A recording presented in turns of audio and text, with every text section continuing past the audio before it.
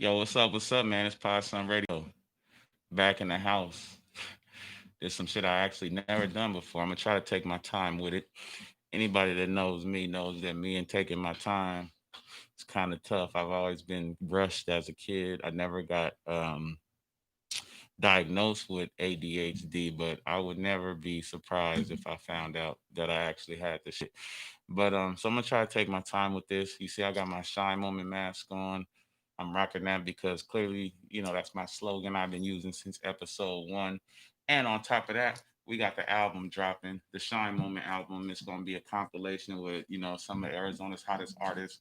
I got Deshaun Jordan on there, Will Clay. I got Desert Baby. I got Capo, Really Every Day, Baller Mac, uh, Markel Delwan, De La Prime, Daily Finesse, Alexis, formerly known as Brown Boy Maj. I got all kind of people on there, man, and that's produced by K Zone, who's a high up and coming producer out of South Phoenix. So that's why I'm wearing the mask. I'm gonna take it off though, and I'm in here by myself, so I really don't need it. But so yeah, make sure you look out for the album. It's going to be dropping August 21st on my 29th birthday.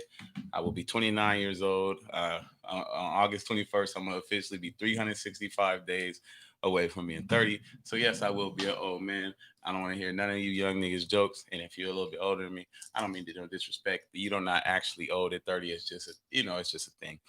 Anyway, so yeah, I'm gonna have a birthday party. It's gonna be invite only. It's gonna be a private party. It's gonna be dope. I'm gonna have all my people in there. It's gonna be masked up. Coronavirus rules apply. Social distancing, all that. So make sure you come out and show love if you catch that invite, or if not, we'll figure out another way. But to celebrate together, trust me, because the only reason I'm doing it kind of small, even though it's gonna be a big time party. The only reason I'm doing a little bit small as far as the invites go is because obviously we're living through a pandemic and just trying to keep things as minimal as possible, but still be able to push it out. So look out for that. We're gonna have DJ Stallion on the ones and twos. It's gonna go crazy. On Friday, August 21st. Mark your calendars because that's the same Friday that morning that the album's gonna be dropping. So we're gonna be releasing it and we all gonna celebrate together one way or another. Trust me. So big time shine moment for that, and shout out to everybody that played a part in the project, and especially my he's actually my cousin K Zone, man. Appreciate you for playing a part in the project because this project really means a lot to me. It'll be the only one that I ever do. I'm kind of trying to model it after like the Chronic 2001 type thing where I'm really giving it a dope ass Arizona feel and shit like that. So I hope it appeal to everybody's senses and maybe somebody on there that you like. If not, just listen to it because you fuck with your boy. You know what I'm saying? So we're gonna give me just for putting that work in. Remember, I hope y'all remember the Christmas album and listen to that because I don't really play around. I'm really trying to do this shit for real. I used to actually want to be a rapper when I was a kid. I used to be like a freestyle champion in the hood though. You better ask. Actually, one of the first stories I can give y'all because this episode is gonna be filled with stories. It's gonna be filled with memories. It's gonna be filled with just some of my thoughts on life and my views, and just I'm just gonna let y'all really like get a vulnerable glimpse into my world. You know what I mean? Because I've lived a pretty outrageous life. These 28. Well, I'm now about to be coming up on 29 years, so we're gonna go through that. But when I say I was a freestyle champion, one of the first stories I can think of, I had a freestyle battle in the fucking middle of a classroom when I was 14 at Dysart High School. I had just left Westview, and Westview gave me like a real chip on my shoulder. Like Westview was a gritty ass place outside the school at least. Remember meeting up at them 107 McDonald's, the 100 block. All that shit was kind of treacherous back then. So I went to Dysart with a real chip on my shoulder, and that's where I kind of got the confidence to try to rap because I was like, well, these niggas kind of different than the Westview niggas, so maybe I can get with them. So I did. I actually had a battle when I was 14 in middle of class. All the students was in there. The teacher was even watching, and we had a full fledged battle. And I ate this nigga, man. I swear to God, his name was I ain't, oh yeah, his name was I don't know. This wasn't his real name, but he went by Drizzle. Anybody who went to Dysart or anybody, I hope there's somebody that's in that class that can actually attest to that. But this shit was funny. Like it was English class too. It wasn't like it was no elective. And we cleared out all the tables and we had a fucking smack DVD like URL style battle in that bitch. I swear to God. But yeah. So anyways, but yeah, I'm gonna take y'all through a lot. So I guess I can kind of just start like the same type of questions I be asking motherfuckers, like where you from? I'm born and raised in Phoenix, Arizona. I came up in Maryville. First place I can remember ever living was the townhouses off of like 51st and McDowell. We pretty much stayed along McDowell up until I was like 11 years old. I went to Palm Lane Elementary, and my granny's house is on 63rd and McDowell. If you remember where I started the podcast, that ain't no secret information. That's where we really came up at and shit like that. Ran the streets. I went to Desert West Park. I used to play basketball with the Desert West. I forgot what the team was called, but I played basketball at Desert West. And this is when I knew I was trash at basketball. I was probably like 9 years old, and I didn't score a point the whole season. Like, not only did I not score a point, I don't think I got a rebound, nothing. And I remember one time I got this breakaway layup. I got a fucking breakaway layup and thought I'm finally about to get some points. I don't know if I was too fast for myself or if I was just this trash. I threw the fucking layup just like off one side of the backboard and missed terribly. And that my basketball dreams kind of went out of the window right there. But yeah, Maryville was just it was fun for me. Like when I was young, I would say I was too young to be like into any of the wild shit, but we was doing the wild shit on the streets. We would be out packing it out other little kids and just running around tearing up the neighborhood and shit like that. But we was pretty fucking bad. I remember vaguely just pointing at some other kids across the street, and then we just ran across the street and beat these kids up for no fucking reason. And yeah, that's just the type of shit we were doing, Maryville. Man, I used to steal a lot. I was a kid who got caught.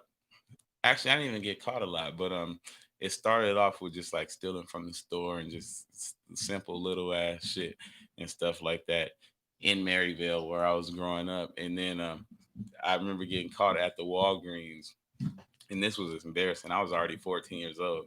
Because even when I left Maryville, we used to always be there because my granny stayed there. So that's just where we would hang out at. So I went to fucking Walgreens with my granny and her husband, God rest his soul. He's passed away now. But his name was Pete. He raised us kind of like we grew up in the house with him and shit like that. But yeah, we went to the store together. Some told me to steal a little pack of donuts. Like the little 6 packs of donuts that be like in the fucking the like just what I'm talking about. The little small ass little donuts holes that be all together in one pack. So I put it in my pocket and just simultaneously, and this was probably one of the lessons. Like now I look back, this was probably God because I was probably on my way to just being a wild ass person. And this was like God telling me, you don't need to be stealing. The fucking Walgreens worker literally walked as I was fucking like putting the shit in my pocket. So we just looking at each other like, and he's like, what are you doing? Take the shit. So he like made me empty my pockets, and obviously I only had it halfway in my pocket. And then he told my granny and shit like that, and she was just so embarrassed. And the crazy part is her embarrassment was a lot of why I was like, what, I don't want to keep doing shit like this. And obviously this was over a $1 pack of donuts, but it was a swivel lesson in life that don't ever like ain't no reason to be just stealing petty ass shit and stuff like that. But anyway, yeah, so Maryville was pretty cool and shit like that. And then we moved from 63rd and McDowell to like 69th and McDowell pretty much. And like right there by Peralta Elementary, but I was still going to Palm Lane this whole time in the Cartwright district. And actually, I remember I used to run track for Palm Lane. I used to think I was the fastest nigga in the district till I got beat by some kid from like Starlight Park, and I think this nigga was Will Clay. That's fucking crazy. But yeah, so yeah, that's just another little gem. But yeah, I don't know. I can't think of too much more right off the head about Maryville because, like I said, I was mostly a kid growing up there, and even though we was terrorizing the street, I don't know nothing about like I ain't know none of the older people politics or none of that shit like that. But Maryville is absolutely where I'm from. And then I moved out to El Mirage when I was about 11, something like that. And then El Mirage was where shit really got crazy, though, to be honest. So, like toward the end of fifth grade, sixth grade, or no, toward the end of fifth grade, and then going into sixth grade is pretty much where I was moving out there and getting settled in and shit like that. So we would still come back to Maryville like every weekend just to be at my granny house and just because that's where the fuck we wanted to be. So we still had a lot of that shit on us while we was out there. And then I met a lot of my niggas out there. So this is the year I met my closest friend Leo. I met Jay, who's another one of my closest friends. And In sixth grade, man, we got in so much fun. I remember us literally jumping a kid like Compton style out on the fucking playground. Like it started with me like punching the kid on the basketball court. And then he was like a Mexican kid who liked to wrestle. So he started trying to wrestle me. As soon as he tried to wrestle me, my homeboy Leo came and like jump. Actually, they both came and like jumped on this nigga. So he started running. I'm talking about the whole school. They're only chasing him because Leo and Jay are both chasing him. So they're running behind. Dude is like hauling ass, like because he think he getting jumped. Which yeah, he's definitely getting jumped at this point. So Leo must have ran about 100 yards, and finally, because Luke Elementary was a big ass school, he tripped this dude in the soccer field. So dude trips in the soccer field, and then Jay jumped on top of this kid and started like beating the shit out of him, like on some grown man shit. It was crazy. I don't know what the hell movies we was watching or what we had going on back then. And then I remember going to the, I was gonna say the hospital. He probably almost had to go to the hospital, but I remember going to the office and she's like, "This is a 3-on-1 assault," like, and we was 12 years old doing that shit, like, and that was really how we got down, man. I don't know what the fuck. That ain't no shine moment, man, at all. But yeah, we that's what we was doing. So Leo family is from Memphis. He's from Memphis originally, and then he came out to Phoenix. Jay's family's from LA and shit like that. So I'm around, even though we out in El Mirage, it's like we like three street ass kids. When I say we drove this fucking teacher so crazy, they wouldn't let none of us in seventh grade. We still always at the school in seventh grade. They literally made sure because there was three different seventh grade teachers that we were all in different classrooms because that's how ill we was getting down. and and and it was we went to school kind of on the Air Force base, so it was just different, man. I wish y'all could have seen this shit, man. In sixth grade, it was pretty fucking bad. And it pretty much continued like that through middle school, and then in eighth grade, they took off on a nigga and went to Dysart Elementary, you know. But yeah, that was pretty much middle school for me. And then eighth grade, I did it by myself. I started playing sports. I almost started getting on. I ain't gonna say a better path because your path is your path. Don't ever let somebody tell you that anybody's path is better. Anybody's your path is your path. We all have our own paths. But I was at least on a path that society would probably deem more good in eighth grade. And then ninth grade happened and I went to Westview. And all that shit went out the fucking window. Why I went to Westview? Because all my family had been going to Westview and graduating from there. So I wanted to be a part of the history and shit like that. So I moved to Avondale, go to Westview, thinking, okay, I'm about to escape at least the wild shit we was doing at El Mirage, because Dysart High School was kind of fucking crazy at the time itself. So I'm thinking I'm about to escape something. I get to Westview and I swear I landed in the movie Colors.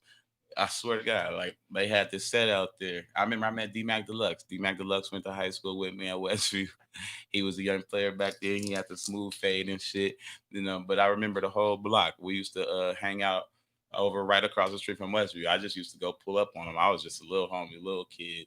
You know, I remember at Westview niggas used to fight at the 107th Avenue McDonald's and Burger King and all type of shit. They used to literally only let like one person. You had to be buying something after a certain point to come into the McDonald's because niggas that was out there getting their heads socked off on 107th Indian School at that McDonald's in the Chevron, and a lot of ill shit was going on. It ain't really my place to speak on it. Cause like I said, I was a little homie, but that 1 year at Westview for sure damn near shaped my life. I was bad as fuck. I wasn't. At one point, I stopped going to school for like 2 weeks, and I stopped. Not only did I stop going to school, I stopped going home. Like I was just on the streets. I don't know what the fuck I was doing. My mom was looking for me. I was just having too much fun. And oh man, before I tell y'all this, I gotta take a drink because was one of the embarrassing stories. But I'm gonna give it to y'all real raw. Ew. All right, so all right, so like I said, I didn't go to school for 2 weeks. My mom's looking for me. She couldn't get a hold of me. I was ducking and dodging her phone calls anyway, that she could try to find me and stuff like that. And think, mind you, I was 14 years old at the time, so she want to know where her son is at. So I'm literally just hanging out at my friends' houses, different friends, just doing bullshit, acting like I'm grown. We used to literally be stealing like my friend's mom car. We literally was acting like we was grown. So after 2 weeks of not going to school, I almost fucked up my entire high school shit. I was about to have to redo my freshman year, and I would have never known this. I guess there was some sort of law, and maybe somebody know where if you miss 10 consecutive days of school in Arizona, your shit is like fucked up or you void or something. I gotta look it up. But so I was on my ninth day, and then I'm chilling at that Burger King right there on 107th and Indian School, across the street from the McDonald's. Just during the day, I'm a little kid. I ain't thinking nothing of it. I'm right behind the fucking school, which is not smart in the first place. So I'm guessing it was the resource officers looking back. But two officers walking to Burger King. I'm sitting there chilling during the school day. I ain't even Westview didn't even do off campus lunch no more. So they like, yo, what you doing in here? Like, ain't you supposed to be at school? I'm like, I forgot what I said. I made up some bullshit. Like, nah, I'm out of school today. Some bullshit. They're like, okay, well let's check it out. And looking back, like I said, there's always blessing in disguises. Because looking back, this was a fucking blessing in disguise, bro. These cops was like, yo, well let's go to the school. Let's go to Westview and just make sure you don't go there and that you ain't ditching school. So they took me up to the school. Obviously, I'm fucking ditching school. I've been ditching school for 9 days. I ain't been home or no shit like that. They like, yo, not the cops. So now I'm talking to the principal. She like, yo, you know you lucky that they found you, right? And she said you was about to have to do your freshman year over, blah blah blah. But we just called your mom. We got a hold of her. She's coming down here to get you. So I'm shook as fuck already. But I'm like, well, damn, at least I don't have to do my freshman year over. So I'm thinking I'm gonna still be coming back to Westview. Man, my mom come up to the school. She ain't ever been more pissed off in her life. She First of all, she was pretty much like I was trying to like laugh it off. She come in the office, ain't nothing fucking funny. Like, hey, she was not playing whatsoever. So she talked to the principal. She like, yo, I'm taking your ass out of this school. So she grabbed me, take me out of the school. I'm thinking, all right, whatever. I'll go to Dysart, where all my niggas is at, which I ended up doing. But this was the most embarrassing fucking moment of my life, or one of them, because I'm gonna give y'all a few of them. My mom grabbed me by my fucking neck damn near an ear, took me outside. My mom a gangster, so she said, nigga, take off your shoes. And she made me walk through the campus while everybody watching, barefooted, beating my fucking ass, yelling at me, scolding me, just doing everything just to break me down. And everybody from Westview was hitting me up the next day, like, nigga, yo, you okay? Like, your mama was whooping your ass. And it's not like it's one thing for it to happen when you're young. This shit happened to me my freshman fucking year of high school, man. This shit is crazy. Oh my goodness. Y'all can't imagine how embarrassing that was because I'm guaranteeing that didn't happen to none of y'all. Y'all didn't get y'all ass beat in high school in front of your high school friends and all that shit, man. This was the worst, bro. I ain't gonna lie. But yeah, and I started off, I was always wilding as a kid. Like I said, even back in the day. Like I remember pouring kid milk down a kid back when I was young.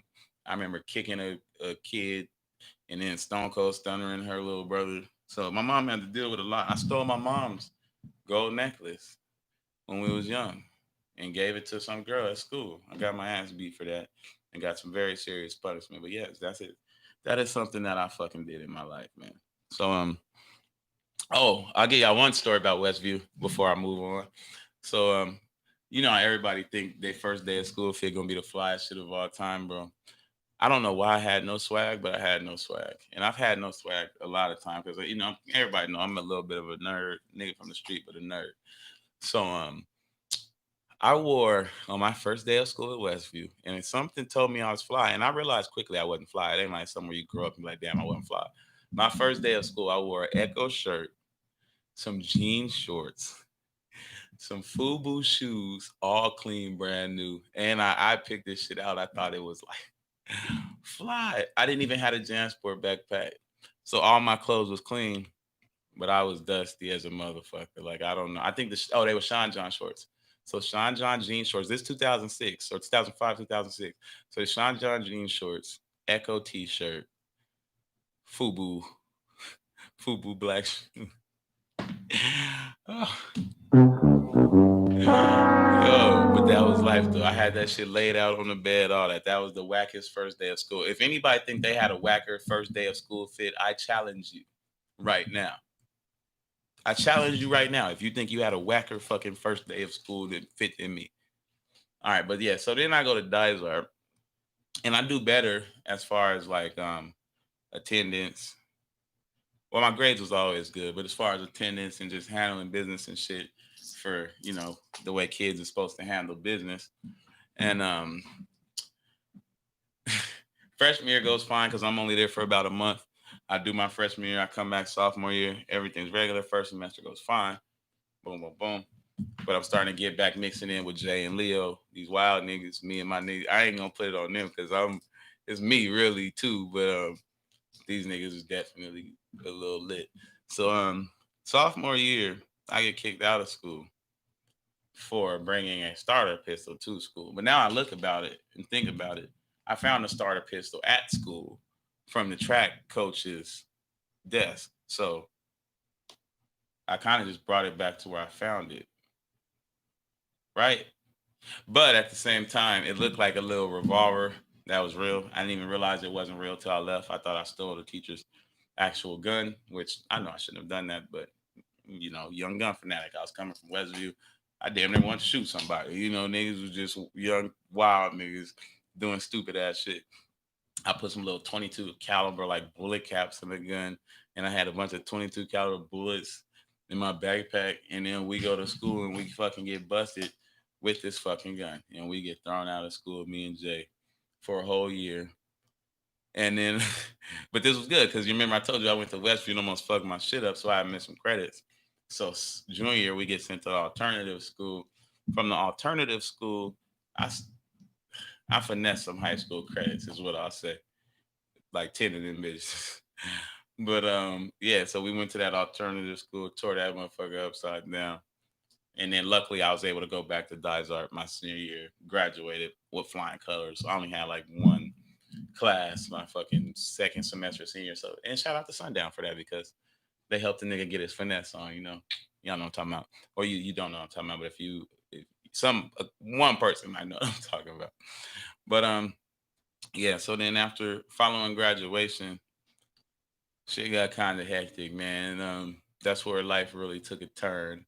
I got my high school sweetheart pregnant, which I didn't talk to y'all about her. I met her at Dysart, literally like maybe my second day of freshman year and shit. So I became an extremely, extremely young father, all that. But I'm gonna do part two for y'all. We're gonna make this part one. But what I will say is just a little bit going more into like me doing what I do as far as the podcast and acting from Westview and Dysart. I did theater class, so that's something that's part of my upbringing. That's nothing that should surprise anybody. And then at Dysart, I did like DTV, which is like the fucking what's that? The fucking like media relations class. So I learned how to work a teleprompter back then. I used to be on the news back then. If you went to Dysart, you can remember. I've always had an affinity for journalism. I used to write fucking not customer service, current events and shit. Like you could ask my old teachers back in middle school just for no reason and shit like that. Oh, hold on, my engineer calling me. Big Brahma, what's happening? What's good?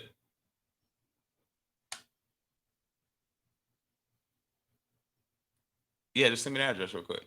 I'm about to wrap this little podcast I'm doing up and I'll be on my way. All right. That's my engineer. We got to finish mixing this album, so I actually got to go right now. I'm gonna leave y'all with one story though, man. I wrote down some of these stories I could think of. I'm gonna try to find the funniest story that I could find.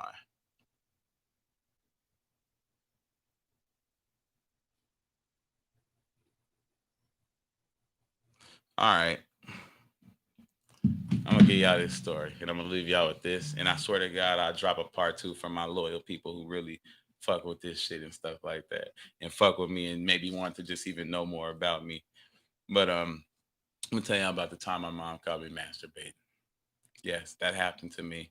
So yeah, a lot of shit, embarrassing shit has happened to me at the hands of my mom. All right, and it was really my fault once again. So something told me to start jacking off in the living room. And as a man, you know how to jack off in secret, like a weapon X and shit. Like you niggas jack off, you'd never know what happened. But this day, something told me to start jacking off in the living room while she was home, and her room's the closest thing to the fucking living room. So all she got to do is walk out, and I'm right there. I'm sitting there watching Armageddon, and I don't know why I'm watching Armageddon getting turned on, but that's precisely what's happened to me. So typically, I got like them type of ears that like perk up and shit like that if I start hearing somebody coming while I'm trying to, do my dirty Harry. We gonna call it that. So but they didn't because I was getting to the point where I was about to come. So you start going blind and deaf when that happened. You nigga can't see or hear nothing, bro. I must have looked up. All I heard was, "What the fuck is you doing, bro?" I got in my hand looking at my. I'm like, oh, I never thought this day would come.